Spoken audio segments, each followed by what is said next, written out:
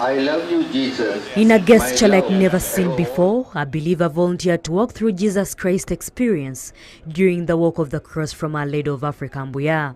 Stand believers led by Father Paulino Mondo set off by 7 a.m., joining the rest of the world to commemorate the way of the cross. In what one could describe as a daring skit, 23-year-old Ottovon Alfred acted as the living sacrifice for the day. The rollout first had Ottovon condemned to death and tasked with a cross to carry, right in the footsteps of Jesus Christ. And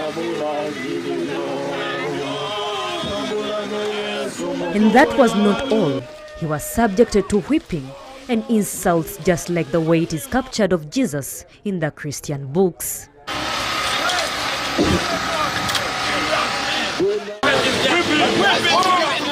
Good evening, good morning, depending on the place where you are.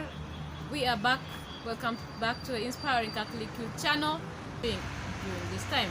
Thank you, Sister Maria. I'm Alfred Ottovon Alfred. Okumu was part of the acting team of the Way of the Cross in the recent years, and he has been acting as Jesus for all these years. So the question goes, how do you feel? How did you feel? How does it feel being part of the or acting like Jesus during the Way of the Cross? Yeah, the feeling is always a bit low, but as time goes on, after watching the Passion of Christ, the video part of it, you get the passion of it and say, let me try to put myself in that shoes. So in that process, as you're trying to get into the action part, in the process when you are given the opportunity to take the role of Jesus Christ, at times you may take it as a joking, but it's a very huge responsibility. For the 3 years, 2017, 18 and 19, I was able to act as Jesus.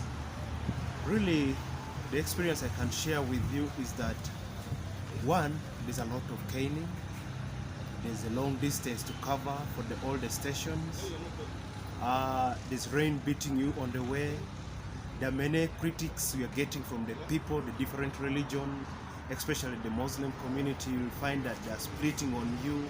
But you bear this because this is just a journey that we're trying to tell our Christians outside to see that the foot of Jesus really is very hard for someone to step in. So in that way of the cross, there was a lot of healing I experienced personally. When they were beating me, I had nothing to cover my back, my body. I was just on plain cloth, as the video will also be shared with you. So you'll find that there's a lot of beating. But in that process of beating, you're also getting healing. So in that process of healing, there are more blessings individually will receive. Before my successors, there are also others who are now far ahead even. Thank you. Thank you very much, Okumu, for this experience, and I believe this is a very beautiful experience, despite all that you said. And please, we shall in the coming days, we shall be seeing the people who will be acting in the Way of the Cross, and I hope you will be part of this in whatever parish you are in. Be part of this and feel that get that blessing that you get from. So we very well know that Okumu has not been sitting all along. He is continuing with different activities, different things. So we want him to share with us, what is he continuing with? What are you continuing with? What are you doing? What are you involved in? And what do we expect? Thank you, Sister Maria. Currently, what I need to inform our viewers is that, one, I've been blessed that from my childhood, I've been on scholarship, and this is a blessing I've thank God and Jesus that I've been able to go through.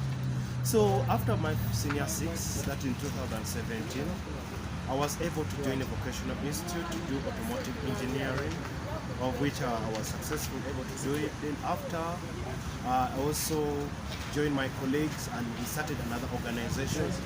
One is known as Christian Youth Missionary Group. Chinawataka is a youth platform or is a youth organization in the community. The second one is One by One initiative for the vulnerable communities in Uganda. Another organization where I am the project officer, and this organization is trying to reach out to many young people in the community, whereby we are able to empower them with skills, knowledge, and spiritually we are encouraging them to participate in their religion. To move ahead, I want to go back for further studies, and I know with the will of God, I'll be in position. Thank you very much. That is really inspiring. I did not know myself about all that. So, what advice would you give to the youth out there? What advice do we give to the youth generally outside there, and also particularly the youth of Kinawataka, where all this is happening? What do you advise these youth? One, to tell them is that to have faith in God needs you to take courage. And young people, let's not be minded about money, that whatever activity that comes requires money. It only requires you as individual to take the necessary steps and say, let me volunteer, let me work with the community, let me work with my church. From there you'll get blessings. And from there the steps you will move, no one will know. Take time always to read your Bible. There are so many books in the Bible, but take time to understand what does each book talks about, so that you're well versed with. You're not convinced by any other people that this book says this, the other book says this. So when you're well versed with the Bible, you're on the right path. I encourage young people to love education. Education is the key to success. Although it's always difficult for people to get employed, but when you're empowered with knowledge, you have no limitation. Respect your parents, children, the youth. Even though we are still young, try to respect your parents and respect the elders in the community. Thank you. Thank you very much. It has been a great time sharing with you. May the Lord bless you.